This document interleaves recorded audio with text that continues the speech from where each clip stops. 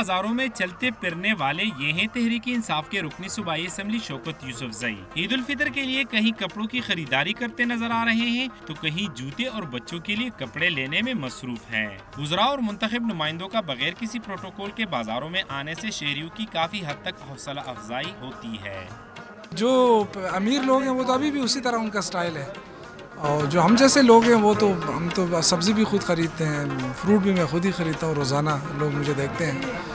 اسی طرح عید کی خریداری جس طرح میں اپنے بچوں کے لیے پہلے کرتا تھا آج بھی اسی طرح کرتا ہوں۔ عید ہو یا کوئی بھی خوشی کا تہوار اور خواتین شاپنگ نہ کریں یہ تو ہو ہی نہیں سکتا۔ یہ ہے رکنی اسمبلی زرین ضیاء، چپل، کپڑے، مہندی اور چوڑیاں تو خرید ہی لی، مگر راستے میں جاتے جاتے روایتی مشروب ٹھنڈا ٹھار سوڈا واٹر بھی پیتی نظر آ رہی ہے۔ شاپنگ تو ابھی کر رہی ہوں، تھوڑا بہت دیکھا ہے، تھوڑی بہت کی ہے، لیکن ابھی تو میں سوڈا پی رہی ہوں جو میرا بہت فیوریٹ ہے۔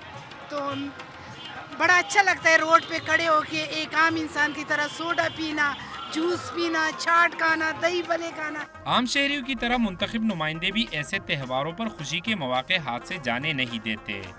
عید الفطر کی خوشیاں منانے کے لیے جہاں عام شہری خریداری میں مصروف ہیں تو وہیں خیبر پختونخوا اسمبلی کے منتخب نمائندے بھی خریداری کے معاملے میں کسی سے پیچھے نہیں۔